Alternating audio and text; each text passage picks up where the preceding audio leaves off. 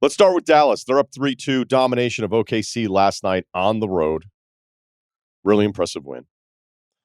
Basically, start to finish, other than OKC getting up very, very early. There's a lot of different things that I want to talk about in this game, but we'll start with Luka. Pretty standard playoff stat line, 31, 10, and 11, but 5-11 on threes, 5 of 11 on threes, and 55% from the floor. It's his highest shooting percentage of any single game of the playoffs so far this year. It was noticeable, not so much of just like, look, when you watch a Luka game, you know what you're getting. He's one of the best players in the world, but the complaint part of it's always kind of like the playoff realization of you just have a lot more people watching games than those of us that are just league passing it every single night throughout the entire year, just being like, man, what's up with this guy? He complains a lot. So, yeah, it's bad. It's been brought up a ton. I mean, Bill and I talked about it, I think, just last week, which I didn't even love necessarily leading with because here we have this Dallas team. Looks like they're going to knock off the number one seed in the West. But it was so noticeable that I think the broadcast brought it up 3-4 times during the game last night. And it was like, wait, is there some kind of like game 5 epiphany for Luka? Like, is this going to be a real thing? Is he going to play better? Or is he just actually just happier because he feels better health-wise? Because I thought he looked even better, even though I thought he was moving better in game 4 than prior to what we had seen. And it looked really good again last night. He was so chill in the postgame with Jared Greenberg. People were like, what's going on with him? Is he taking pain meds? So I don't know, man. Whatever it was, it worked. And Dallas is up 3-2. This Dallas defense, which has carried over statistically from the regular season of where they were at, you're like, okay, is this who they're going to be now? Because I think that's always been the frustration with them. Just as great as Luka has been, the Kyrie piece being more stable this year because just getting enough of it last year. And of course, we all know what happened last year. But the Gafford and PJ additions, you're like, okay, is this going to be real? And for the last 20 or so games, like that's a really good chunk. You know, it's 25% of the season, but it was still going up against this OKC team that's been one of the best offenses in the entire league the whole year. So they held OKC to 44% for the floor through 5 games. That's behind every team that's still alive. This has been about the supporting casts. As much as we kind of wanted Luka to shoot it better and what he did last night and then SGA in game 4, the difference in this series is the supporting cast. So if you look at PJ Washington, who didn't score a ton last night, but went for 29, 27, 21 in games 2 through 4. Well, then you have Derek Jones, who starts last night going 6 of 6, 3 for 3 from threes with 15 points in the first half. So both teams are doing stuff like this is what teams will do, especially in the playoffs. Let's load up on the stars. And it's working for Dallas loading up on SGA despite his absurd game 4 where his 10 of 14 from mid-range, which isn't even supposed to happen. Like, you know, I look at SGA just differently going into next year, even though I think we all agreed he was a top 5 player and some people are even voting for him for MVP. I don't think he's better than Luka. Actually, I don't think he's better than Luka, but I definitely don't think he's better than Jokic. However, you know, now, like, okay, he's capable of doing something like that in the playoffs. So even though it kind of comes down to, like, who has one of the top 5 players as we navigate who we're going to pick to win the entire thing, the supporting cast part of what OKC wants to give up to defend Luka and Kyrie is destroying OKC, whereas what Dallas is willing to give up isn't even coming close to denting Dallas's defense. And if you look at the numbers, I mean, it's pretty bad. No one else for OKC has scored 21 points in any of these games. The second leading scorer in the last 3 games has totaled 16, 17, and 13 points. So Jaylen Williams is killing them right now.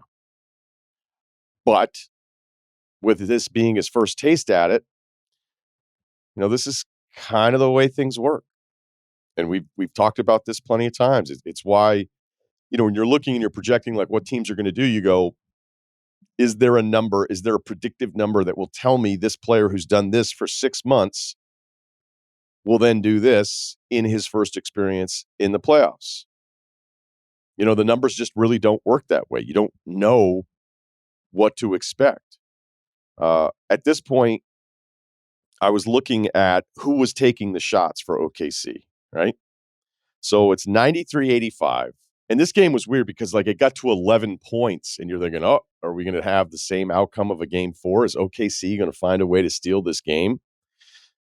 And that didn't happen. But even at 11, you're like, oh, wow, it went from 15 to 11. Here we go, Thunder. But I was looking for it because at 4:34, I was like, all right, who's going to get the shots for OKC over this stretch? We had a Case and Wallace miss 3. You had a Dort miss 3. You had a Chet 3 that was blocked, which was an incredible closeout by Jones because Chet thought he had it. And that Chet 3 has been there the entire series, but they're okay giving it up. And he is disappointed, at least on the distance shooting. And you've got an SGA make in there, and then you have an Isaiah Joe missed 3 at 1:13 left, and that's basically the game. In those spots, you don't even have Jaylen Williams taking a shot, and you only have SGA getting one good look because this Dallas defense and what Lively has done in the help and what Gafford has added to this group and the size, just at least slowing down that breaking of the paint, has messed this team up. And none of the supporting cast is stepping up. If you look at the combined numbers last night from Chet, Jaylen Williams 1, Isaiah Joe, Dort, and Wallace, 5 of 29 on threes. So afterwards, when Dagnall and even Jaylen Williams had said, hey, we actually liked our looks, you're like, all right, you're going to have to make some. Because, as I talked about with Passon when we did the baseball stuff, and it's a common thing that I'll bring up, where you may not believe in clutch because there's no real number that tells you this person's clutch and this other one doesn't. We all believe in comfort and the lack of comfort. And if you've watched sports long enough, you could just see that guy doesn't look comfortable. Now, look, there's vets that miss shots. There will be a game in the playoffs. We've already had it where it's the supporting cast or older players, and they'll shoot collectively like 5 of 29 from 3. So when you're younger and you can label it, it's, again, one of those lessons that I've always kind of talked about. When you can label something, then the reason becomes the thing that you're labeling. It's like, oh, they're missing shots because they're not old enough. Well, old guys miss shots too, but it's just really frustrating when you have a team like Oklahoma City that's been so good offensively all season long, the number one 3-point shooting team in the league, and you go, hey, guys, you got to knock some of these things down. So we know how quickly things can change. They're still alive in this. They're down 3-2. Maybe the lessons where I felt like they grew up within game 4, maybe they grow up from game 5 to game 6, but there's an entirely different level of shot quality versus what we're seeing in the lack of shot confidence from the Thunder. I was at the Celtics game last night, seated near Russell Wilson. No, we did not hang out. In the building before the game starts, all right, no Mitchell, no Allen, and then no LeVert. So you're like, all right. Am I going to be at the north end at halftime? No. The Celtics were only up 6 at halftime, and whatever. It was pretty standard. Big Marcus Morris game. Sam Merrill getting some buckets. Was wondering if he was going to get a podium game with the amount of looks that he could have, but Morris started getting going there. But look, the Celtics pull away. They're clearly the better team. It's not a surprise. They advanced to their 6th Eastern Conference final in 8 years. I think I'm going to wait on all my Celtics takes. If I give you a sampling of it now, it's that sometimes I think the standard they're held to is totally fair. Then sometimes I think it's unfair. When you have the net rating and the stats that they have, you're like, okay, those teams win championships. I don't feel that way about them right now. I don't know who I would pick them against in the West. And maybe it's just because they haven't been challenged enough. But, for a team that's 8-2 through the playoffs, it's like, why is everybody down on this team? Well, it's because there's no Butler with Miami, and then there's no Mitchell, and then even more guys missing from last night. So, yeah, I think it's partly fair, unfair. It feels like they have to break through. I'd argue 17 and 18 when they're in the Eastern Conference Finals, like way ahead of schedule. So, like, even though they went further than people expected, now it becomes a negative because they didn't get out, and then you're just adding it to the list. Like, if they were to lose in the Eastern Conference Finals this year, I think it's the single most disappointing outcome for any team in the NBA this year. And then you go, wait, so they've gotten out of the East after being in 6 of those one time 2 years ago when they lost to the Warriors. That's not very good. It's like, okay, would it be better if they had lost earlier? It's kind of like the player legacy stuff that we do. It's like, oh, well, he lost this many finals. It'd be like, you prefer he loses in the second round? Because it doesn't seem like we like that all that much either. So I'm kind of holding off on like where I'm at with him, and we'll see how this third round goes, whether it's the Knicks, who feel like they have the advantage with just an awesome game in game 5, and they'll have the extra day off. And even if the Pacers were to get game 6 at home, because I don't think there's a massive gap between the two teams, I just don't know. I mean, Halliburton really frustrated me in game 5. That one drive alone where he had the layup to the left side and decides to pass it back towards another guy who had 2 players on him.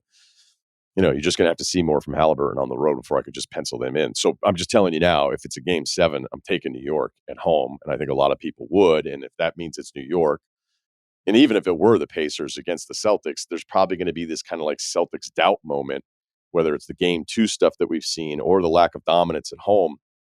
There's just going to be another one of those moments, which sometimes you're like, okay, but they went 8-2. And it's like, yeah, but they went 8-2 on lesser versions of 2 other teams in the East. I mean, the East is never set up better for them than it has this year.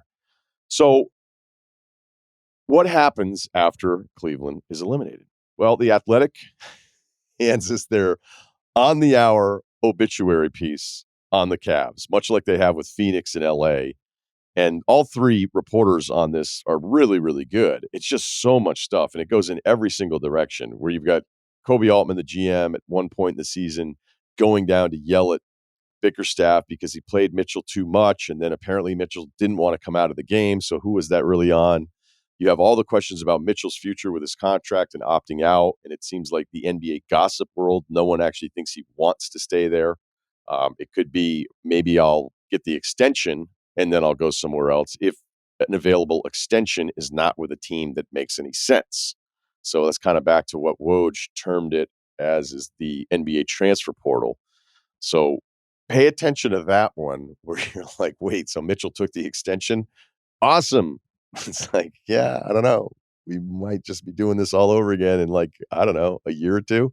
Again, Ben Simmons asked for a trade before his extension kicked in. Same thing with Durant. And, Lillard had all that money remaining on his too, where the norm used to be like, all right, a year out, I'll do it, or a year and a half. That's not really the norm. So an extension for Mitchell with the Cavs would mean what? That he just didn't want to sign with the Pistons? So I think one of my favorite ones from this piece, right, because it went in a bunch of different directions. I said Jared Allen not wanting to take a shot for his ribs to play in the playoffs. My favorite one was the report that Mobley's agents had actually told Cleveland not to draft him. By the way, that happens all the time. Agents can tell the team, hey, don't draft our guy. And I mean, other than Steve Francis in Vancouver, like, it doesn't really work all that much. So I don't really know. Like, I felt like that was just piling on to the negativity, because I think these pieces, even though, look, I can't get enough of them. I'll read every single one. I enjoy them because it feels like it's giving us more insight. But I do think the premise of them generally unfair. Like, if you want to find negativity within an organization, I think you could find it with every single team. I think you could find it with every single place that anybody works. And if I owned one of these teams, or if I ran one of them, I would be so pissed at these pieces, because you just go like, so what happened here? Like, everybody just, the airing of grievances piece. I mean, this thing was so fresh and ready to go that the piece would have like criticisms, but then also compliments to try to protect like this circular, like, I got this from this person, but I don't want to trash this person entirely. Like, they didn't even update Mobley's stats. Like, this thing was so ready to go. They didn't even include the game 5 stats from Mobley, where he was terrific. I think the Cavs have not only the Garland Mitchell dilemma, where even if you don't think it's perfect, you don't want to just lose talent for nothing. So if Mitchell wants to resign, they'll figure that part of it out. I don't know what that means for Garland. Garland could make more shots if he was really trying to prove how much Mitchell was getting in his way, because Mitchell wasn't playing in the last couple of games. And I like Garland, but it's a tough look when you're kind of getting the message out there through your reps that this isn't really working for you. And it's like, okay, well, cool. Feel free to make a few more then. The Mobley Allen thing, I think, is the bigger issue. Who else plays 2 non-spacing bigs at the same time in today's game? And it's something we talked about in the Knicks series, where I was like, man, as much as I love this team, and Mitchell thinking he was better than everybody else, and then Brunson has certainly corrected that, and the defensive numbers that you had from Cleveland last year, you're like, all right, they should beat the Knicks. And then you're watching it going, uh-oh, wait. Like, they have 2 guys you don't really have to worry about defending all that much.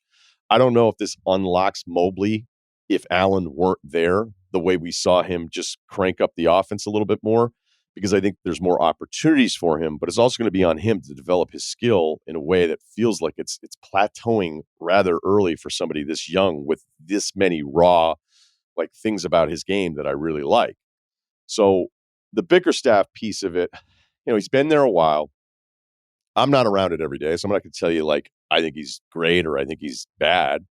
But considering all the injuries they had this season and how they still salvaged the season, and they had some really nice stretches, I think it's kind of a credit to him, even if I'm not telling you, hey, I've completely signed off on all the in-game stuff. But sitting behind, like, I was right next to the Cavs bench, you know what would help is if Mitchell doesn't get up like 20 times a game to tell Bickerstaff something. If I'm him, I'm like, hey, dude, you're in sweatpants. Like, thanks for the help. But I have done this before.